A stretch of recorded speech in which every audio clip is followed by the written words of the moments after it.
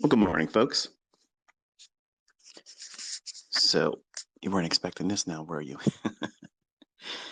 All right, so we're going to talk a little bit about non-farm payroll. I'll try to get through this as quickly. All right, so we're going to talk a little bit about non-farm payroll. I'll try to get through this as quickly as I can before the market actually reacts to the news at 8:30. Obviously, if you're new, hopefully this will answer the question as to why I was commenting the way I was yesterday on Twitter. Also, for those that have watched my videos, like a Netflix series and just binge watched and just never really took notes, you won't really appreciate the level of gems and insight that I'm laying down in all the videos because it's tucked inside all the discussion part, the part that usually most people don't like to see. But I mentioned rather 3814 is a draw on liquidity for ES. And while we're spending a couple minutes together at 9 o'clock, I will be closing this Twitter space. But 3814 is a level that I had mentioned yesterday. I was looking for that as a draw on liquidity. And if you pull up your ESH2023 chart on TradingView, you'll note that it is the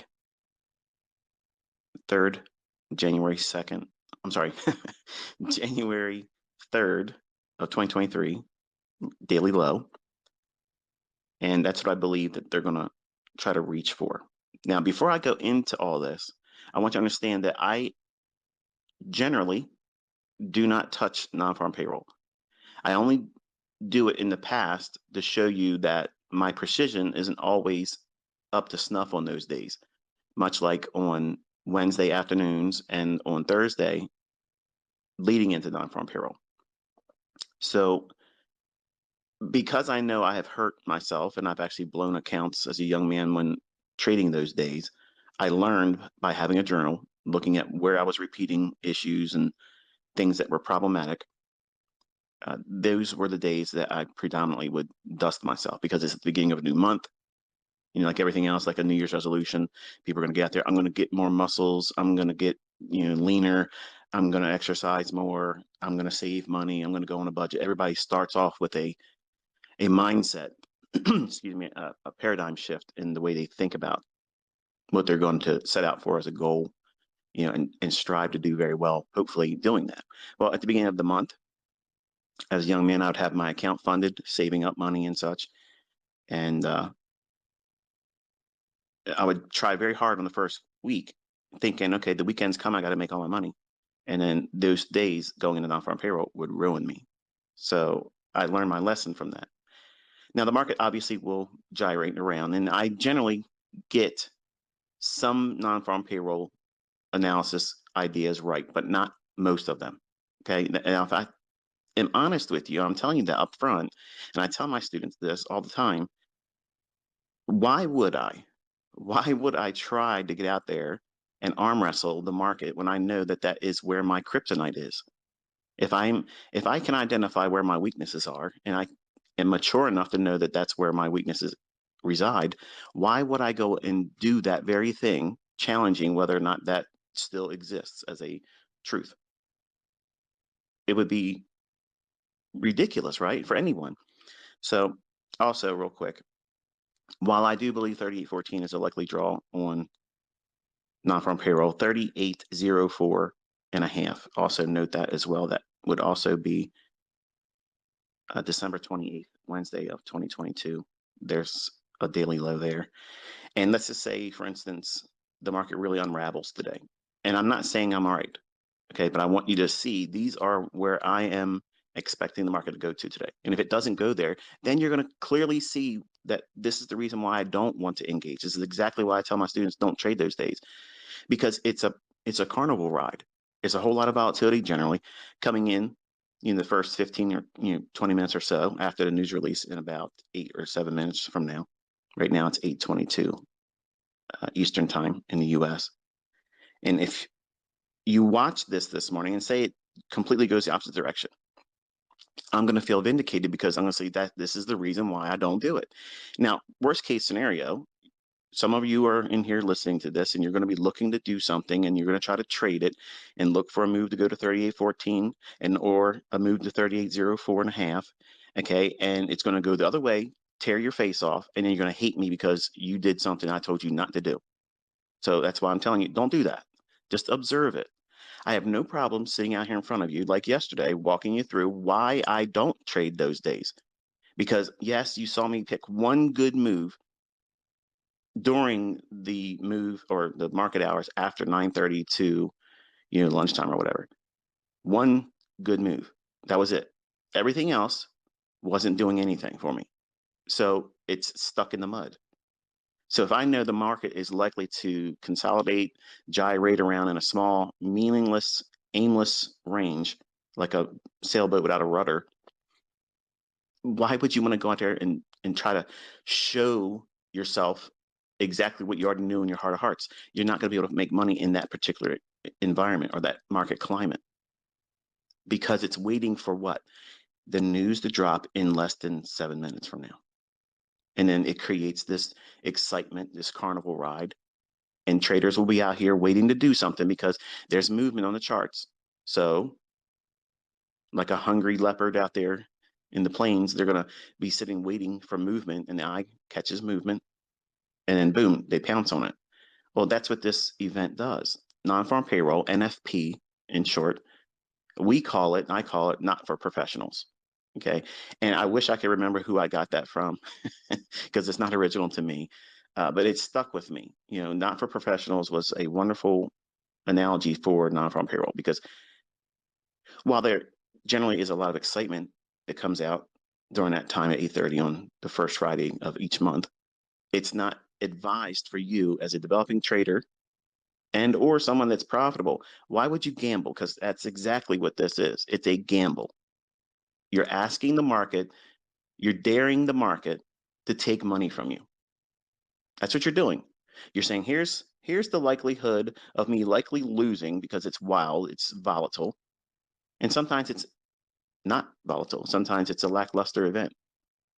And still you can end up losing money because it doesn't go where you want it to go and just drifts sideways or doesn't do anything.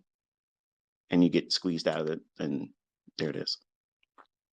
So there's not what it used to be in the 90s and 80s. It used to be a pretty consistent outcome to non-farm payroll.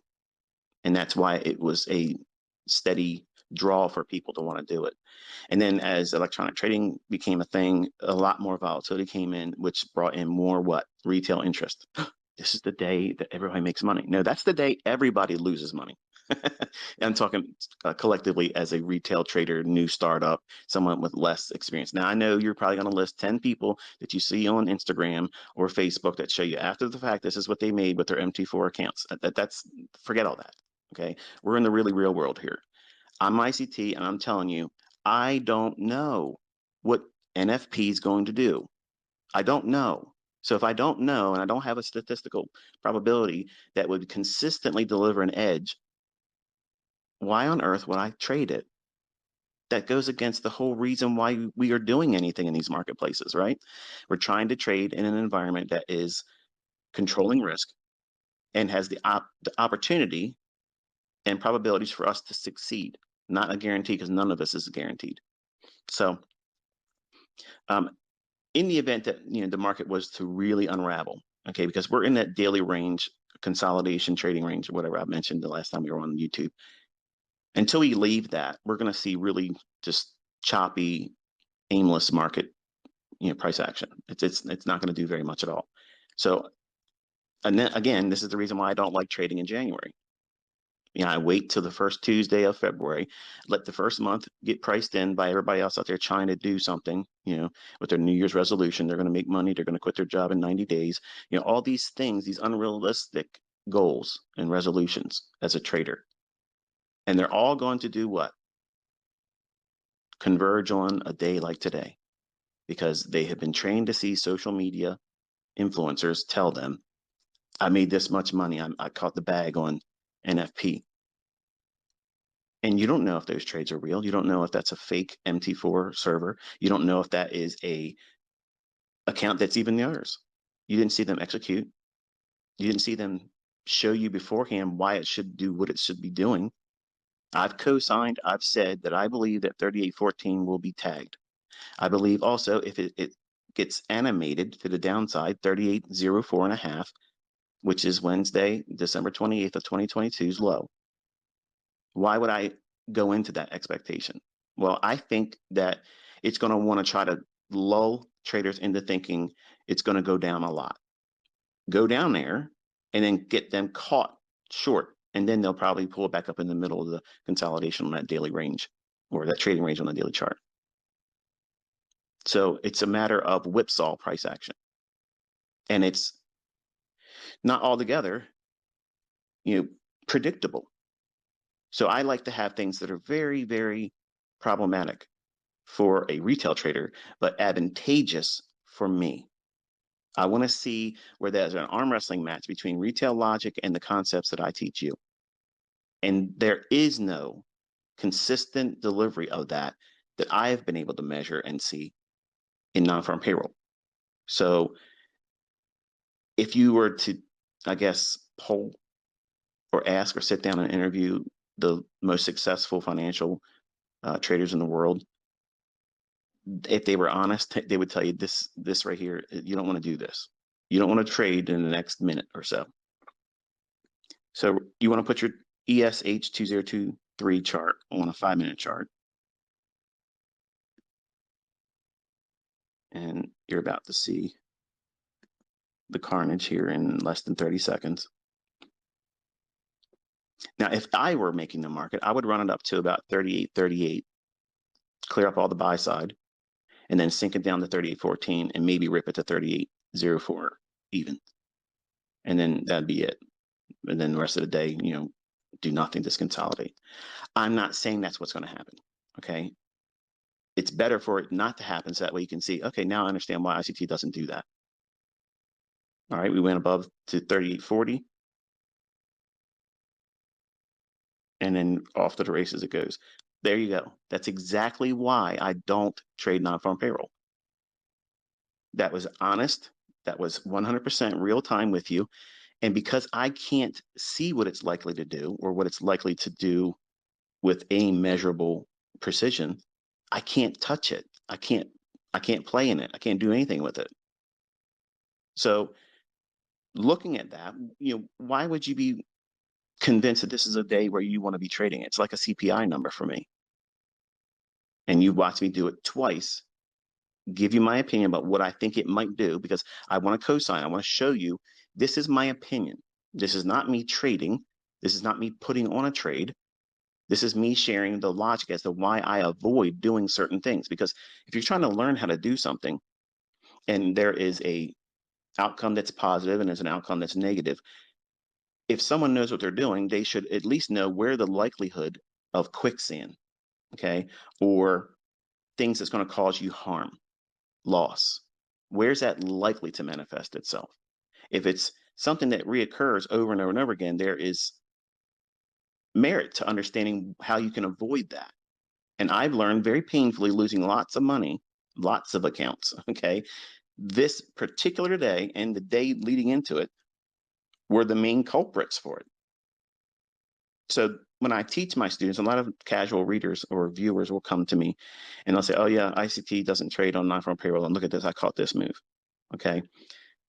I'm not impressed by that. It doesn't sway me. But unfortunately, other new startups see those opinions being shared and they think, oh, well, I'll adopt that mindset because they probably watch the videos I don't want to watch. So if they came to that conclusion, then therefore it must have merit to it. So I'll just take their opinion and adopt it and not be an independent thinker at all and look into the logic as to why ICT says this or doesn't do that. So for the benefit of those individuals that are just coming to my channel, you can see with great deal of clarity why I teach in my lectures year after year after year. And when I'm on Twitter, I tweet all the time, retail traders will be regretful moments from now when 8:30 news driver comes out. Okay, so, I mean, can you honestly afford in 1 or 2 minutes to be offside, in other words, on the other side of the market against where the market's going. Can you afford to be in a move like that goes against you that quickly? And your stop loss doesn't protect you like it would normally would, because it's going to gap through. I've learned that lesson painfully, and it's not fun. If you were to pull up a 5-second chart at 8:30 on the 5-second chart, the high comes in at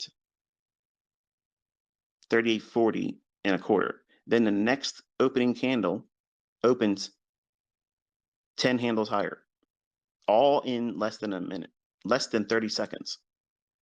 It's snaps there, just like that. Now, my question to you is, do you really believe when you see these people out there putting 200 lots, 100 lots, 50 lots, that they're really going to risk that on their account and show you after the fact that this is what they did with their little MT4 trade history? That is such a load of crap, because frankly, they would be doing it live. If you were a baller like that, you would be doing it live. You would show the world that you were doing that beforehand, explain that you were doing it, and then do it and be consistent about it. But unfortunately, I have never seen someone trade non-farm payroll consistently profitable. So again, it gets back to, what's the likelihood of you succeeding in something? Do you want to take the highest degree of difficulty in reaching success? Or do you want to say, you know what? This makes perfect sense as to why we should not be doing it, that we should not be worrying about it. And in fact, have a long weekend the first week of every month. On Wednesday, the Wednesday prior to non-farm payroll, you can see it, it's the first Friday generally of every month. So if you know that that's the likelihood for you to get caught up in something that's not probable, the likelihood of you losing money, being frustrated because it doesn't do what you would expect it to do, there's no rhyme or reason, no logic behind what it's doing. It's causing chaos. It creates, well, movement. And movement causes what? Sentiment to shift. So that shift in sentiment, or establishing a bias, then presents at a later time opportunities for professionals. Right now, look what it's done. One quick sudden movement, 50 handles or less, and now we're just trading right between 38.50 and 38.40. So what was the reason to be long? And why would you trust it to be long and not go down?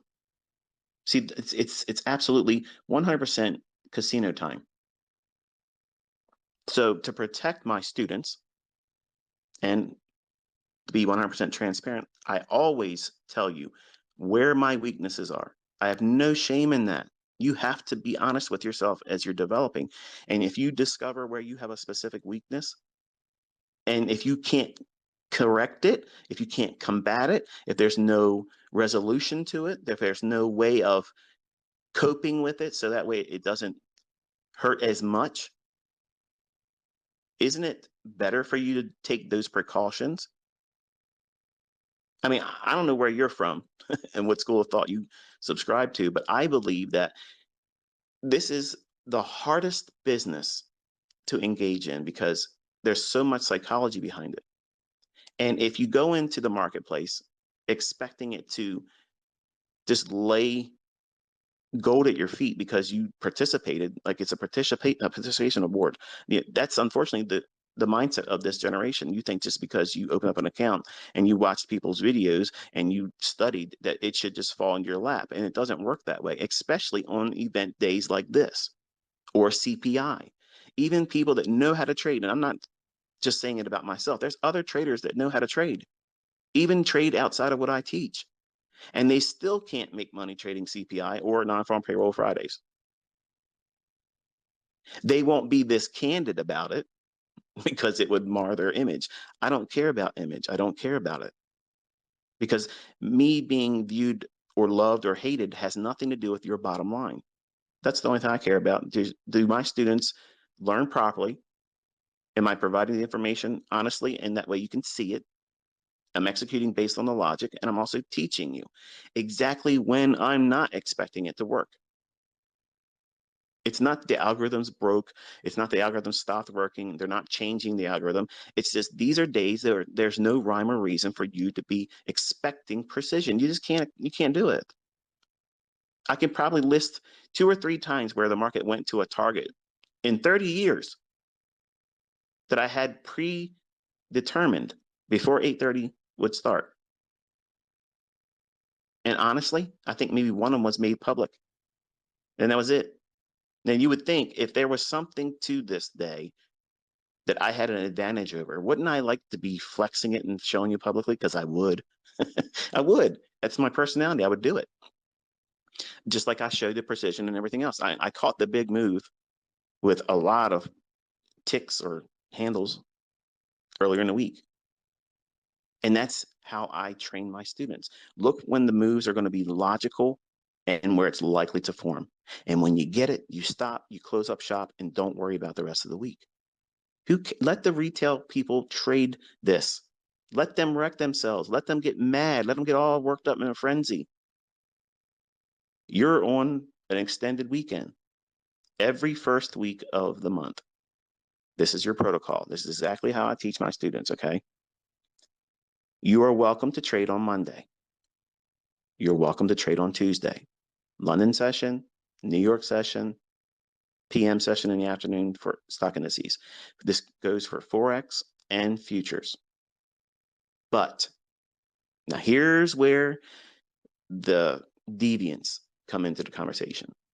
I like ICT, I like some of his stuff, but I'm going to cherry pick this part and remove it from me because I'm going to be the exception of the rule. Don't do this. Here's where you need to listen. You young folks, okay, especially the men.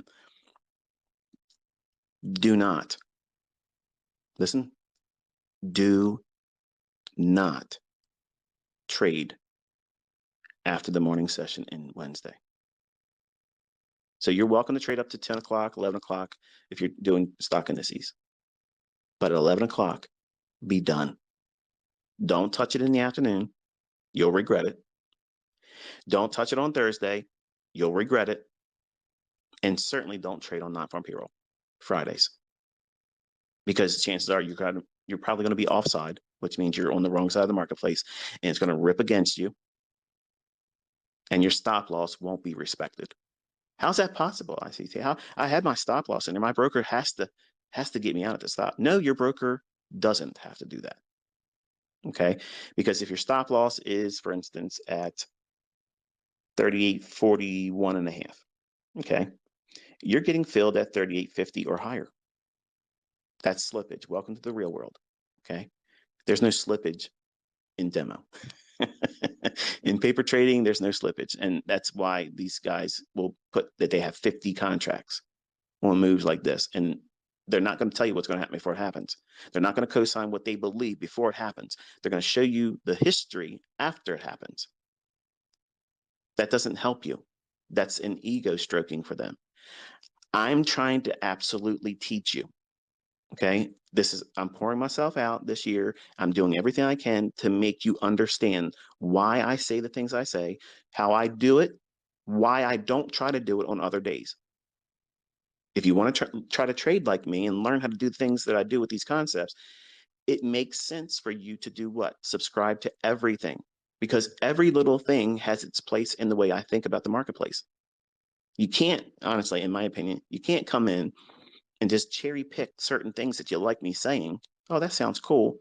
But then when I get to the real meat and potatoes of it all, which is these things right here, how do you avoid losing money? Nobody writes books about that. Nobody does that because it's not exciting. Money management books, they're the least bought books. I've already suggested that Ralph Vince, and Ryan Jones, those two fellas, outside of what I teach about it, which is really just, a simplification, if you will, of what they talk about in their books, because they're very boring. They're expensive. Most people won't want to spend that much money on a money management book. Okay, I understand that. I didn't want to do that either. When I was young, I bought all the books that gave me the indicators because I was looking for the holy grail in the settings. Tell me what the indicators are supposed to be on my chart, what the settings are going to be, and then I'll know how to trade. And that doesn't work. That does not work, because if it did, nobody would lose money when they first start trading, because everybody does what? They put indicators on a chart. And unless you know what price is likely to do, how's it going to behave? That's narrative. Behavior is narrative. How's it likely to do certain things? Why should it do those certain things? And then when it does those certain things, what setups, what patterns, what concepts or conceptual theory would be applicable to finding entry in that narrative or in that behavior? And that's a huge chasm of understanding that 99.999% of educators, authors, and pseudo traders don't tackle because they don't know it. If you really want to teach somebody and communicate something to them, you're going to show them both sides of the coin. You're going to show this is the strengths and the advantages, and this is where the weaknesses are. And here's the advantage of knowing how to discern who's a real mentor, who's someone that's been really doing it or not. They're going to sit down and honestly tell you, this is where you're going to have difficulty. This is where it's going to be problematic for you. And why would they want to do that? Number one, they want you to succeed. I want you to succeed. I want you to be doing well at this. I don't want to see you lose. I don't want to see you suffer. I don't want to see you have monetary loss. That's why I teach in a demo. That's the reason why I show my examples in a demo. I mean, you saw live accounts this year, but it's, well, last year, but irrelevant. When I show you executions using the techniques and concepts that I teach, I'm doing it in a demo. Because if you see your teacher out here with almost 435 or whatever it is, thousand people watching me, I'm still repping paper trading. And you see these young men come in there, oh, it's a paper trade, ha, ha, ha. Yes, it is. For compliance reasons, and I'm not a licensed trade advisor. I'm teaching you things that I believe are going to repeat in the future. That's my opinion. I want you to challenge that opinion. As a viewer, I want you to go into your charts and see if the things I'm teaching you are really happening. Is it an advantage? And don't go into it for a weekend or a month and say, okay, I watched some videos, I scribbled a couple catchphrases that he likes to say, and say, I took notes and I did the work. That's not the work. The work was like yesterday, where I'm showing you where things will look like a setup. And even I would take a trade if it was another day other than the days going into non-farm payroll. And telling you up front, I'm going to probably get this wrong. Don't follow this as a trade. And you saw it. The market did not perform like I wanted to do, and only one good setup. That's it. That's the line that you need to know where not to cross. Don't go into the badlands, okay? In the marketplace, there's these areas, there's days, these circumstances where you know that you probably are not going to succeed, but you just have to do it. Why? Because your social equity curve needs a new equity high with clout. That's why you're doing it. You want to be able to do well so you can go out on Facebook, on Instagram, on YouTube, on Twitter, TikTok, you name it, wherever it is that you're doing social media, gatherings, and you want to show your peers and your viewers that you were an expert today. You don't want to try to do that on this day. Okay? You don't, because the real experts still can't do it either. Not consistently. And those real experts, the folks that have been doing it a lot longer than these 20-year-olds that just started discovering what a divergence is, what a candlestick is. You want to listen to the old hats because we've been here for a long time and we've seen a lot of things. And unfortunately, we can be stuffy and old and fuddy-duddy and maybe not hip to the new things, okay, the new lingo. But there's wisdom in people that have been doing this, not just me. And I love listening to older traders. I love listening to their stories. I love listening to the logic and the discoveries they've had to find out through pain and loss and how long it took them to do that. I tried to beat this day. It was like a thing for me. Like I had to crack it. And I'm honestly telling you, I was defeated by it. I lost trying to pursue figuring out non-farm payroll. And finally, when at my wit's end, I said, the hell with this. I can't do it. So to avoid that pain of obsessive compulsive disorder that will flare up all the time, when those days would come each month, I would just do nothing.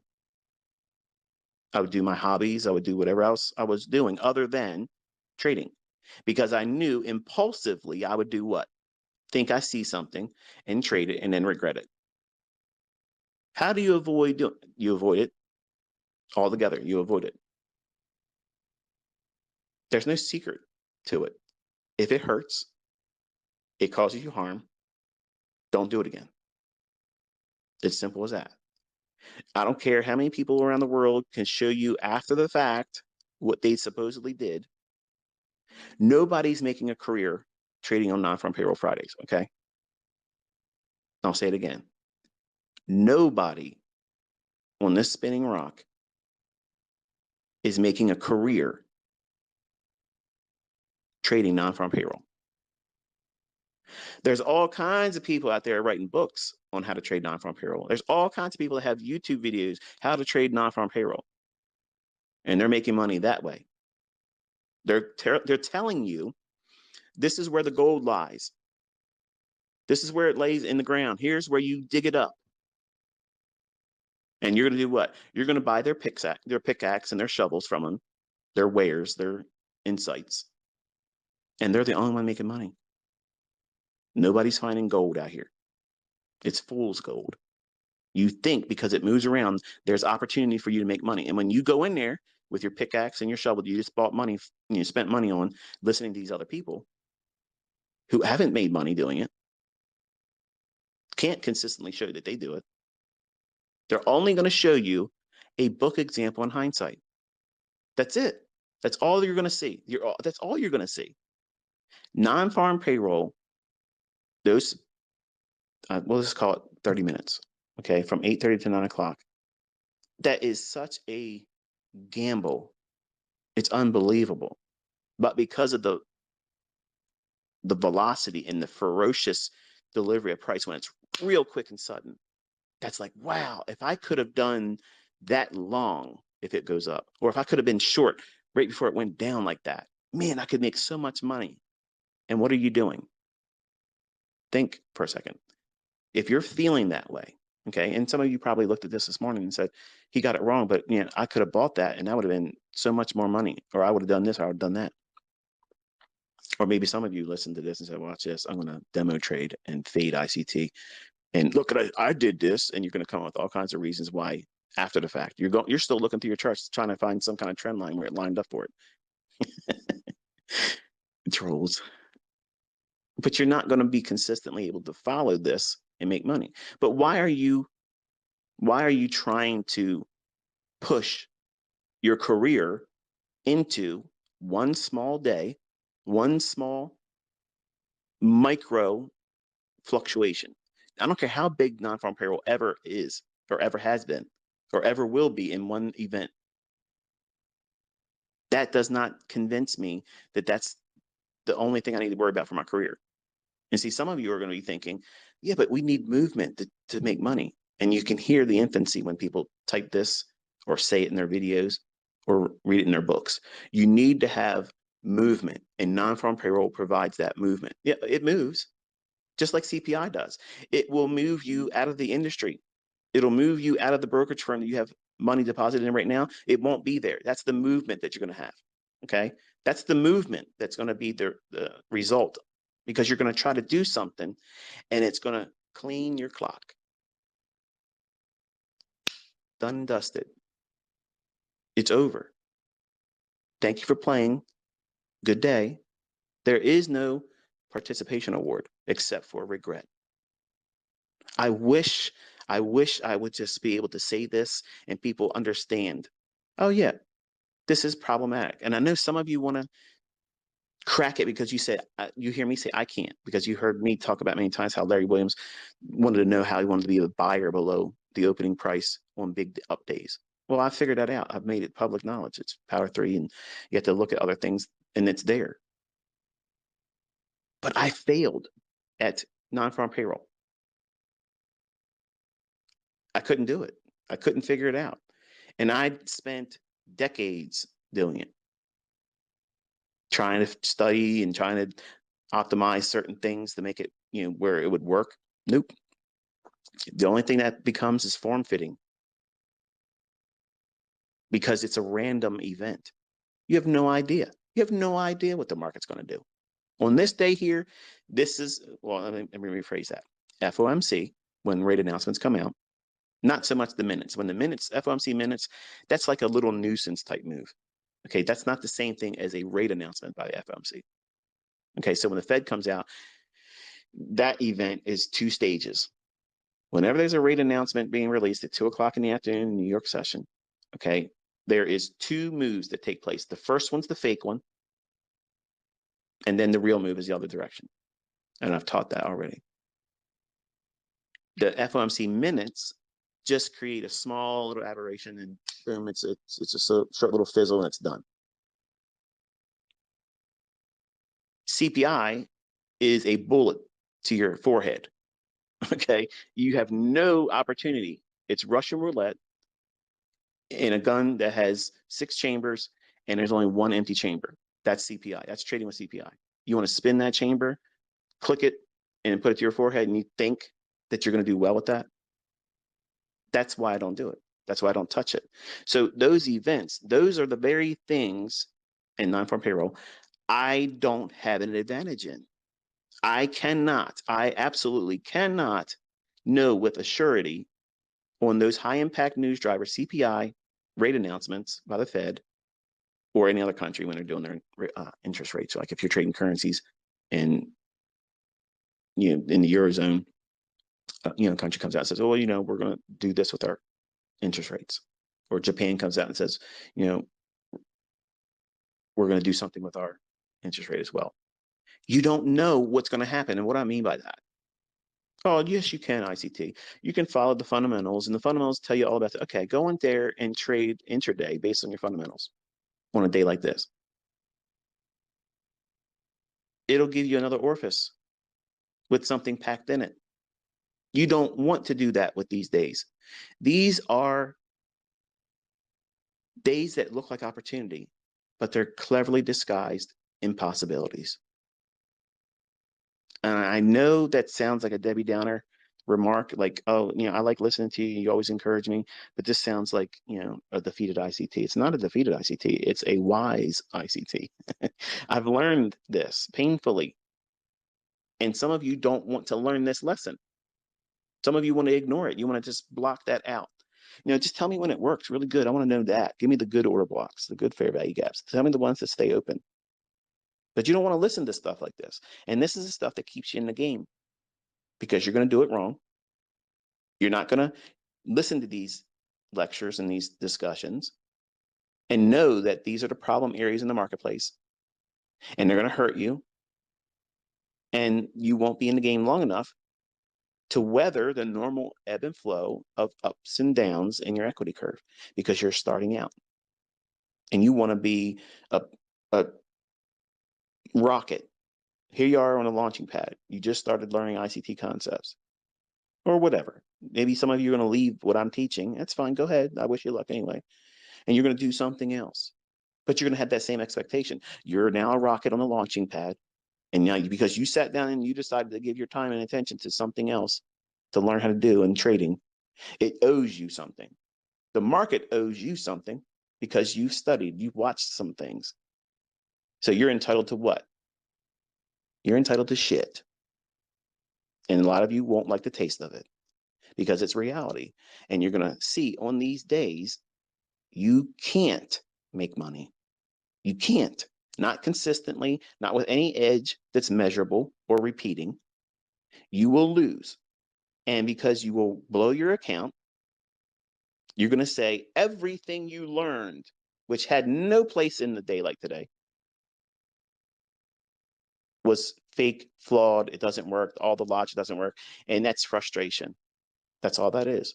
That's not truth. That's not application of the concepts in the right conditions. Because if you read the fine print with ICT, it says we don't trade on these days because we don't expect the precision to be there. But you see folks out there looking for order blocks and complaining about how this doesn't work because you're trying to do what? You're trying to make a wedding cake out of mud. Think about that. Like you're trying to take something out of a environment like swamp water. You want to bathe in that? Because that's what you're trying to do. You're trying to do something with something that is not likely to even come close to the result you're trying to get. Because the environment is not conducive for you to be successful. It's not designed for that. So if you can be mature enough as an adult, and hopefully we're all adults here, you have to respect the measure of underlying risk. And one of the best tenets to a successful, consistently profitable trader is they are number one, respecting of risk, knowing that the first tenet to successful trading is preserving capital, not how much you can make. How much can I lose on this trade? And what can I afford to lose? And don't say because it's 2%, I can afford to lose that, because 2% for some of you is too much emotionally and psychologically. You're looking at these funded accounts and you're thinking, I'm going to get me a $300,000 account. I'm going to roll up all these accounts. I'm going to get $1 million funded. Okay. So you're saying that you're going to be comfortable with losing 20,000? No, you're not. You're not. You're going to lose your mind. Okay. So there's two stages to understanding money management and risk management. You have to know what your account can afford to take as a loss. And then you have to test that theory psychologically and emotionally within yourself. And many of my students and other people out there have done this too. They have discovered that, hey, you know what? 2%, I can't do that. That's too much. And they go down to 1/4%. What? You can't make money. Look, 1/4%, you don't need a job. Because if you're consistently able to take that 1/4% risk and you're trading with 5 times that, do the math on any of those funded accounts. See, that's the problem with Habit Your Way mentorships and dollar menu mentors. They go out there and they show you this stuff that they're not doing. They'll show you stuff. Oh, well, you can take this order block. Here's a trade. And you listen to these cats and say, yeah, I took a trade. I think I took a trade. I think I got in here. I don't know where they're from, but if they took the trade, all they have to do is show exactly where they got in at. That's how you know you're listening to a liar. With me, you see my executions. You see exactly where I'm getting in. You see the price. You see my stop. You see when I'm managing it. You see where I'm expecting it to go. And there it is. That's someone that's been doing it and has been doing it for a long, long time and has no problem showing you this is what it looks like.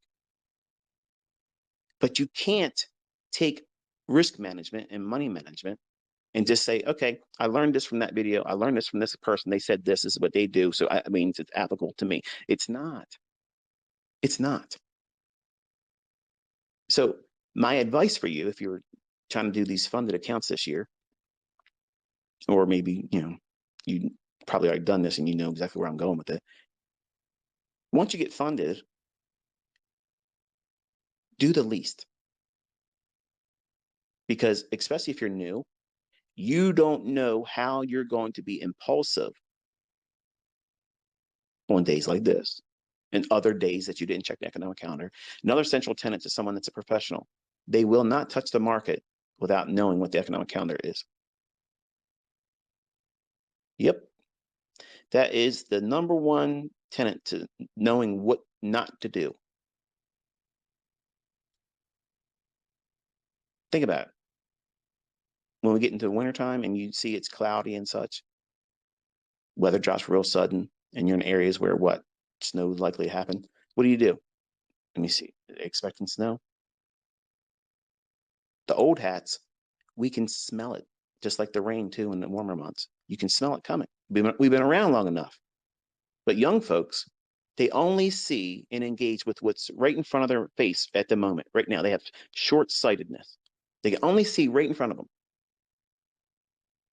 And you have to make sure that you're planning ahead. You got to project the likely scenario for you to succeed, but also compensate along the way for detours that's going to be required that you didn't foresee. And some of those are going to be uncomfortable because you want to be like your teachers, your heroes. You want to do exactly what they did. And I'm telling you, you're not going to be able to do what I'm doing because you don't know what's going on in my brain at the time when I'm looking at price. None of my students can replicate what I'm doing.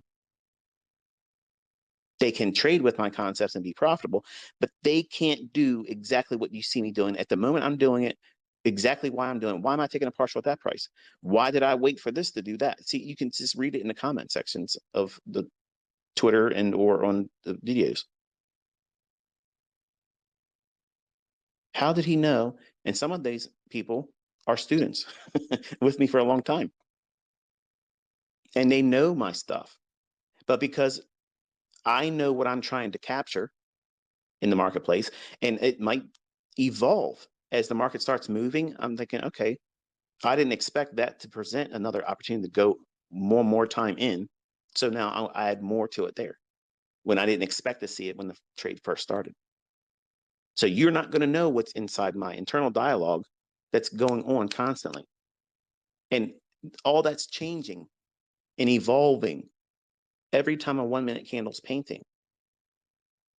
And that's one of the things you're going to discover in February when we start doing live sessions.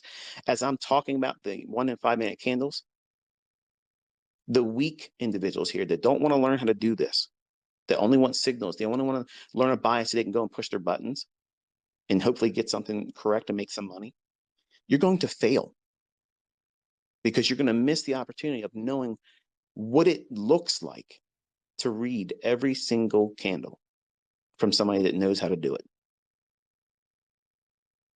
And when to not expect it to work. Because you have to know, where is it likely that you're going to have your face torn off? You're going to lose a limb, blow an account, get mad because you did something silly and it was a small loss, and you go back and try to get it back, and that becomes another loss. And then you do what? You push and you push and you push until you don't have your account anymore. All of that is absolutely avoidable. How's it avoidable? By knowing what I'm talking about right here. I'm telling you, these are the very days that starts that whole loser cycle where you get your account taken from you if you're funded, or you blow it. If it's real, yours, your funds, your money, it's gone because you lost it. You pissed it away doing stupid stuff, not sticking to number one rule: preserve capital. How do you preserve capital? Know where it's likely to cause you loss. If there is no advantage, if there is no odds in your favor, it's one-sided, like so overly in your favor to do well. And some of you are so new, you don't know what that means. That's what I classify as a low resistance liquidity run. You can't frame that on days like this. 30 years, I've only had a handful of opportunities where it panned out for me. I was correct. Honestly, I've really considered writing 5 books. The 5th book is everything not to do in trading. Nobody's buying that book. I mean, they probably will because of more of a curiosity and my name's attached to it. But think about it. You wouldn't likely see that as a New York's bestseller. But I wish I had this before I opened up my first account with Fox Investments as a trader in 1992. I wish I would have known these things. This is better than teach me the right order block. This is better than tell me how to get in.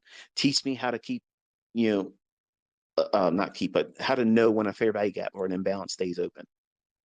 See, you're all caught up with the sleight of hand. That's all it is. You're caught up with the bedazzlement of, oh, look at this. Look at this trick. I want to be able to do that in front of other people because then I'll get clout. Clout is shit. You want success. You want to be able to carve out your own paycheck and not need anybody to tell you what is likely to happen next. And you want to trust that you can do what? Keep your account in your hands. Not blow it, not go into severe drawdown. You're going to have drawdown, but you need to be able to know where those opportunities are likely to occur. And if you don't want to put your time and effort into knowing that, here's a promise that you can guarantee and take it to the bank. You will blow your accounts this year.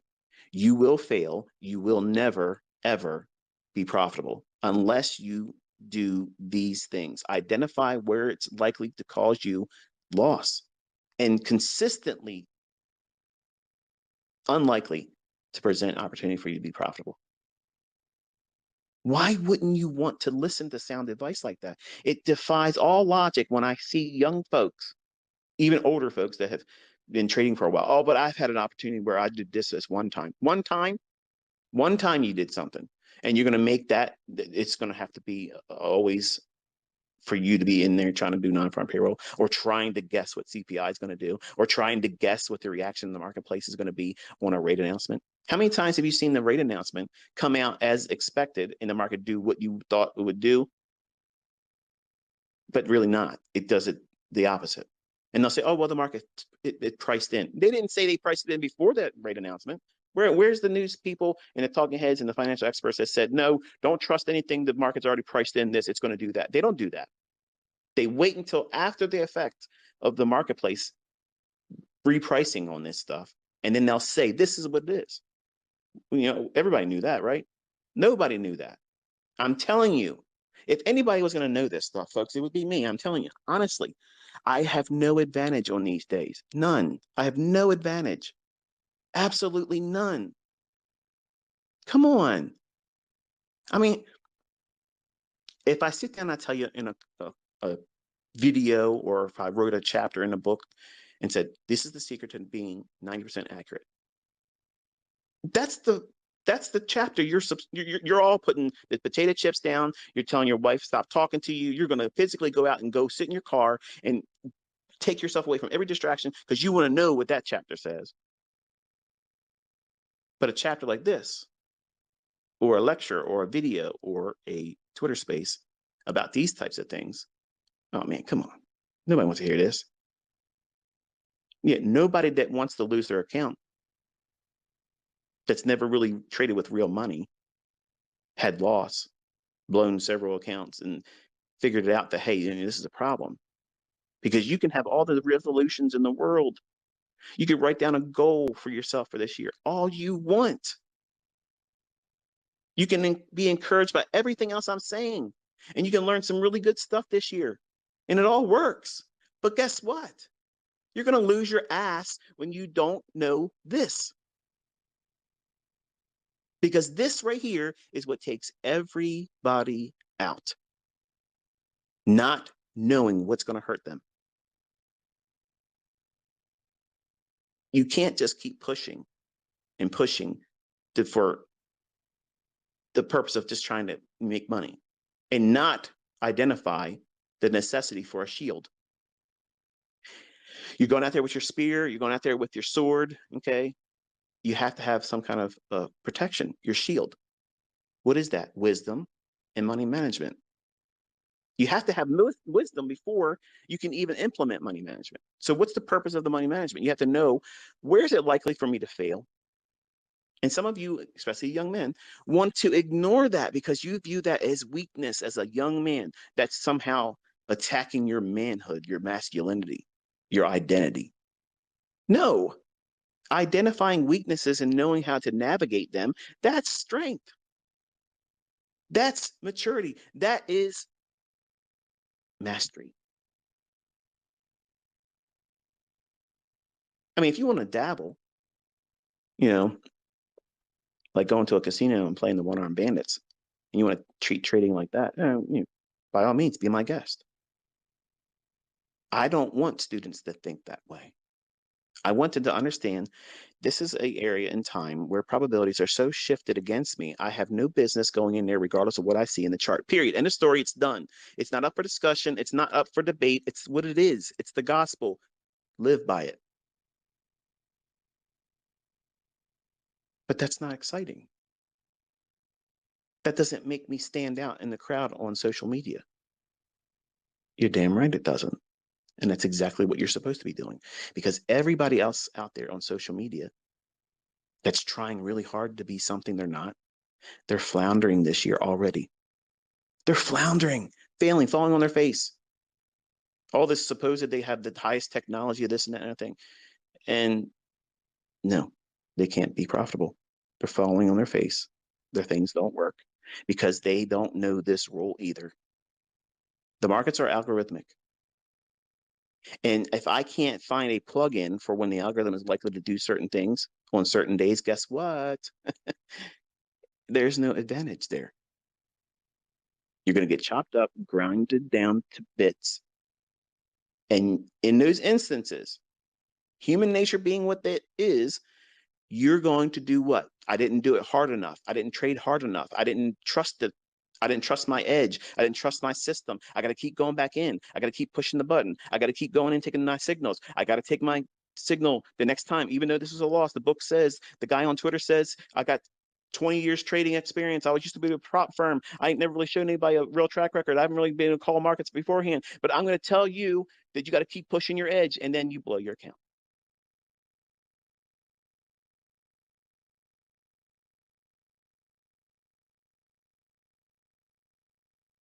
You don't want that uncomfortable feeling of knowing that you shouldn't have been doing it. And you knew it every time you pushed the button. You knew each time, I shouldn't do this, but damn it, I got to do something. I can't go home feeling like this. I knew I shouldn't have traded this day. I got to find a way to get it back.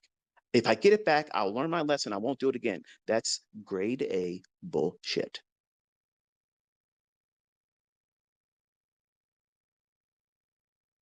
Folks, this is the books that you want. This is the chapters you want to read. These are the life lessons as a trader that you want to understand and apply to yourself. And I know they're not fun. It's not pleasurable. It doesn't give you a dopamine hit. It doesn't make you feel empowered, but it should. That's the perception of someone that's going through this stuff. I can look back and hear myself talking right now and say, if somebody would have just simply sat my young ass down, slapped me upside the head and said, listen, Huddleston, listen, you are not going to be successful because you're not paying attention to this. You'll find trade setups. They're going to pay you. Your account will grow. And where you're going to get knocked down is because you're not seeing this. And you're going to fall victim to this. So this is the most important thing right now. You're thinking about what indicator settings and what time frame. That's stupid. Because if you understand where the opportunities lie for high probability, low resistance, some of you new are thinking, so you're bear. You just want to trade resistance. No, low resistance liquidity runs is when the market just freely just runs right quickly to a pool of liquidity or an inefficiency. And it's so one-sided and easy to see before it happens. It's quick. It delivers right away once you get in, and it's just nice. That's how I teach my students how to trade. Are they all like that? No. But that's the environments that we're trading in. But we try to recognize areas that are problematic in creating those very instances for low resistance liquidity run signatures. So it's a hard thing for a new viewer or listener or student of me to digest this type of discussion, because you want, and I understand this is exactly how I was, and everybody's the same way. When you sit down with someone and they're supposedly going to teach you or illustrate or demonstrate prowess in the marketplace where they can buy and sell and profit, you expect a gimmick, you expect some trick or technique or concept or indicator or pattern or service or product to put your hands all over, handle it, and put it to work using it right away, or go through the process of looking for it. Okay. Unfortunately, this skill here is something that you have to carve out through pain and suffering and time. It's expensive. This lesson is very expensive because you won't learn to appreciate it until you have been doing it for years. And you're going to look back in your journal and say, yeah, I can see clearly if I would have been trading on these days, which I'm telling you not to try to trade on, you would have lost your ass.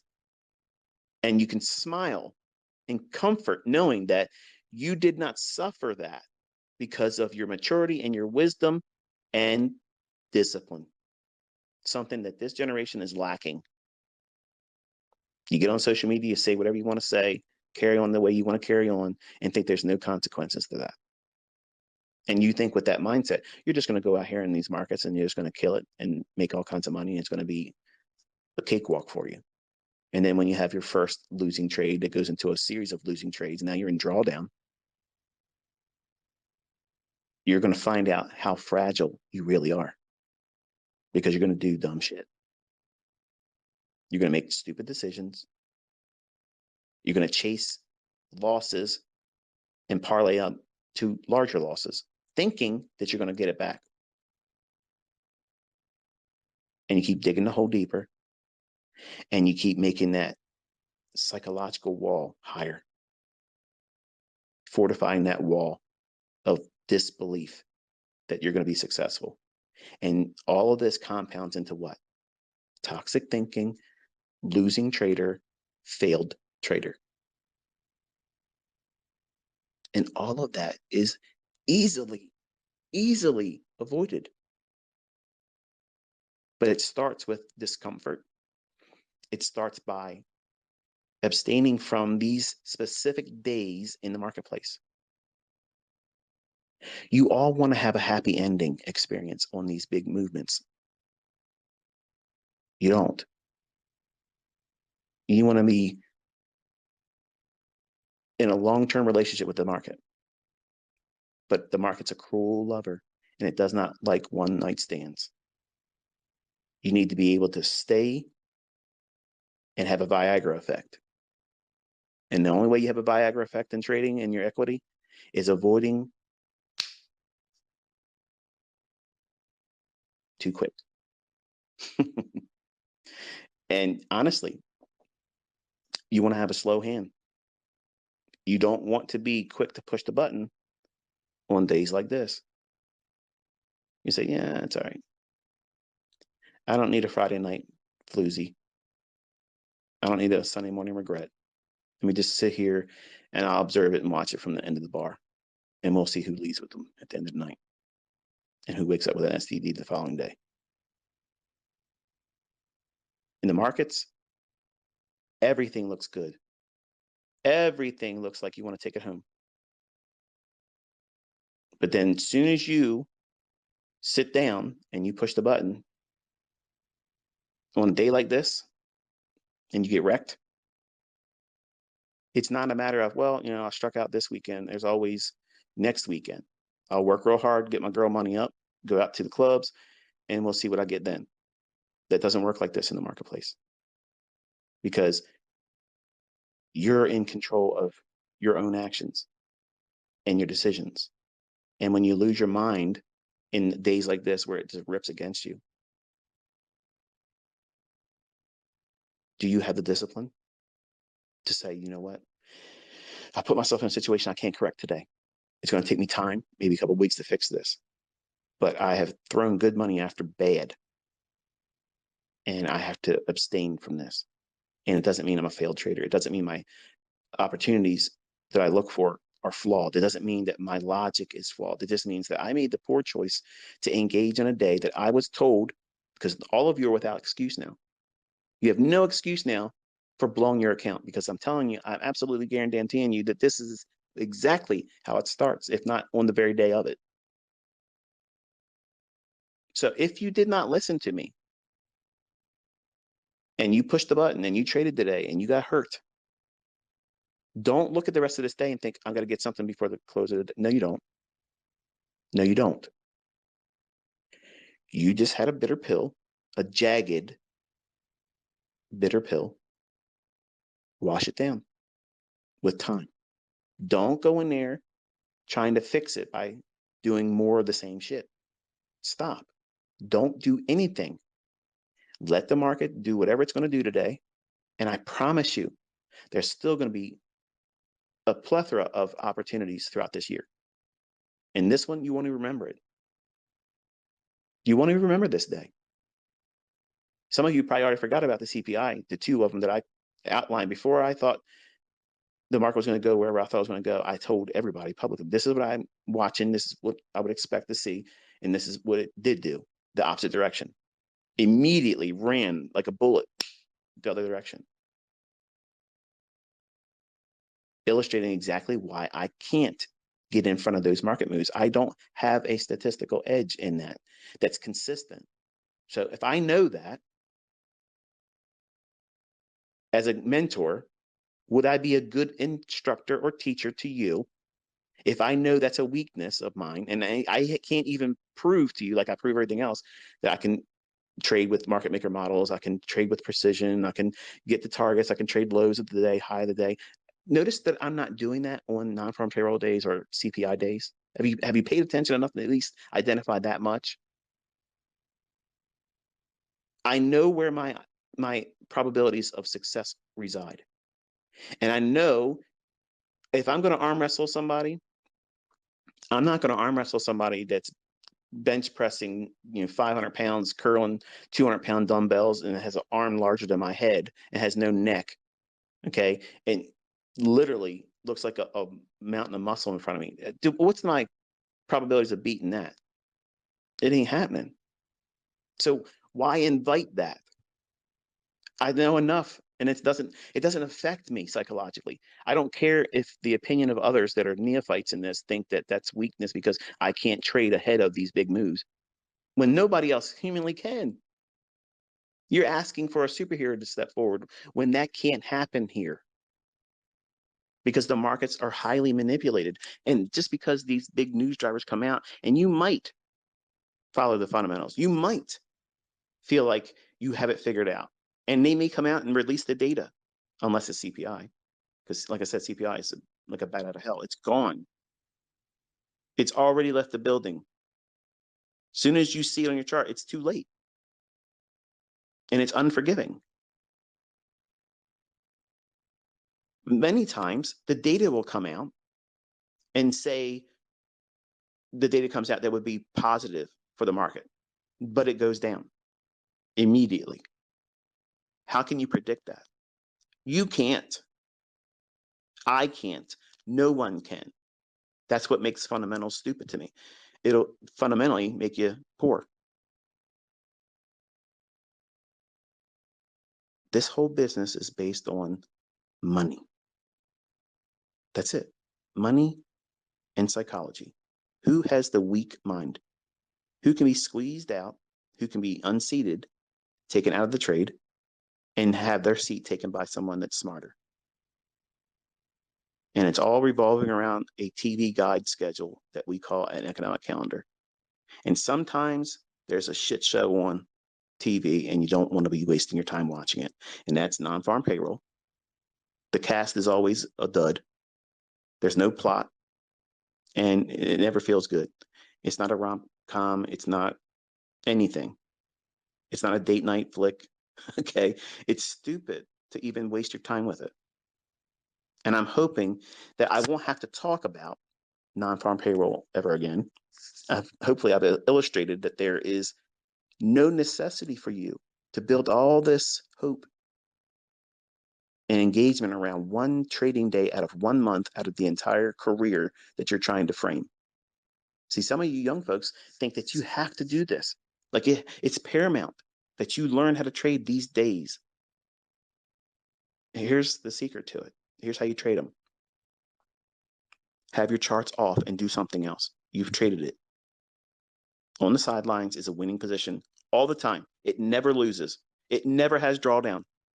It never gets stopped out. And there's no commission costs. But it's a fucking winner every single time. Every single time. Don't think so?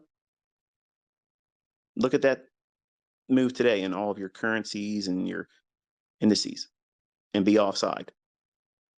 That's a losing position. But what if you were thinking about doing it but didn't do it, and you would have gotten hurt but you didn't? That's maturity. That's wisdom. That's strength. That's power. That's knowing when you're going to fail, but you succeed by not failing. None of these people teach this way because they have to engage you with dazzling you with this and that and gimmick this and gimmick that. It's not how you make money. That's how you get people pushing buttons. I don't want you pushing buttons. Think about how I teach. You study price for a long time before you even do any demo. Why? Because you have to discover where you're going to derail yourself. And these days are going to be a catalyst for weak-minded, undisciplined train wrecks. And it's not a popular subject. It's not a feel-good conversation, but it should be. You should feel like you're empowered now. You know what? My teacher said that he doesn't have to worry about trading those days and he can still find setups. And yes, these are days where it's a gamble. So I'm not going to put that pressure on me to try to trade and expect precision on these days when it's not possible.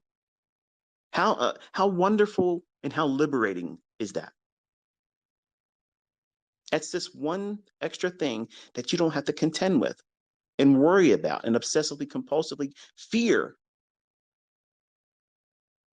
But everybody else is going to try to crack the code on these days. They want to be the ones that figured it out. Hey, if someone can figure it out, consistently do it, I'd be their student. I ain't got no shame in that. That's something that I couldn't do. But I'm going to tell you right now, it's never going to happen. It's never going to happen. And how can I know that in confidence? Because the hand behind this market and the things that make this world spin, they're always going to be in control. They're going to manipulate.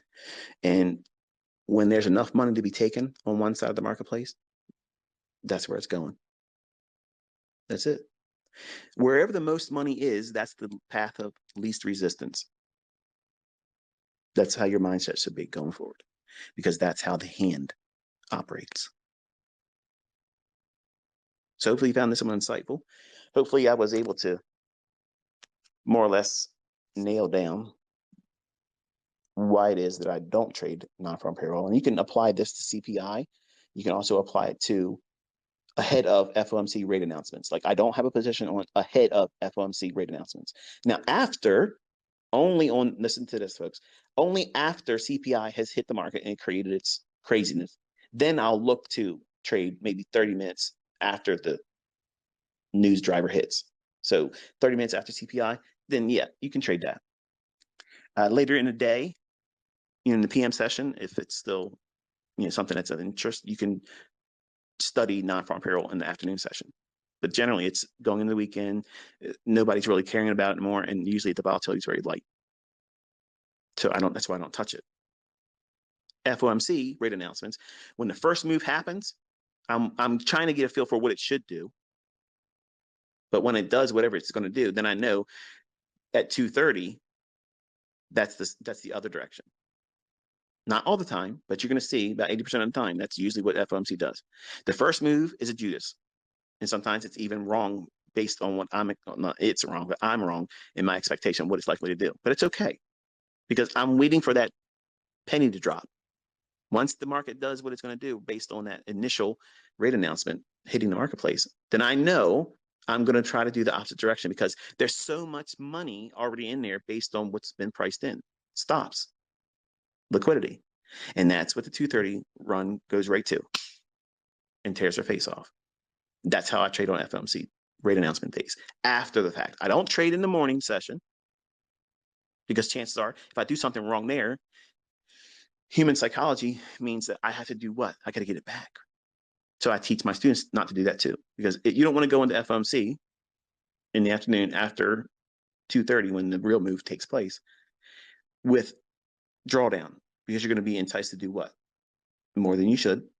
And you're going to be emotionally attached to the trade because you have something that you've lost. So you don't want to do that. And that's it for today. Hopefully you found it helpful. Hopefully I've answered some questions in regards to what it is I teach and why I teach the way I teach about it. And you don't need these days to do well. I promise. Until next time, be safe.